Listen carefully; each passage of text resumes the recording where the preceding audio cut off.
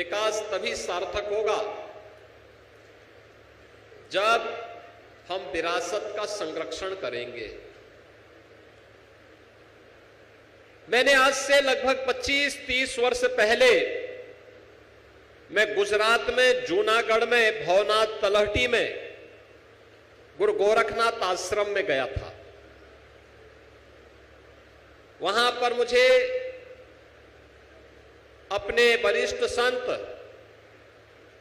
श्री महंत शेरनाथ जी महाराज के पूज्य गुरुदेव श्री त्रिलोकनाथ बाबू जी की एक भजन हम लोग वहां सुनते थे, जिन्होंने संतों की महत्ता के बारे में कहा कि संत है सुहागी रहते सदा मगन और जाते हैं जिस लोक में करते सदा चमन। और मुझे तो चमन आज आपको यहां पेवा में देखने को मिल रहा होगा कि जो यहां पर अभी श्री महंत बालकनाथ जी महाराज कह रहे थे, 4 पीढ़ी से ऐसे नीचे की ओर पतन की ओर जा रहा एक पवित्र सिद्ध की यह पावन धरा, पवित्र स्थान एक योग्य योगी के आने के बाद कैसे उत्थान की ओर अग्रसर होता हुआ गया है, यह भी आप सबने देखा होगा पिछले कुछ वर्षों के अंदर।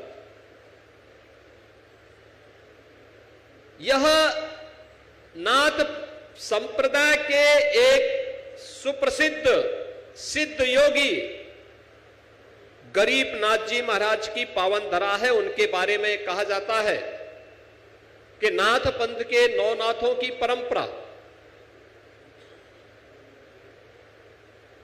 सत्यनाथ जी की परंपरा के वे अवतारी योगी थे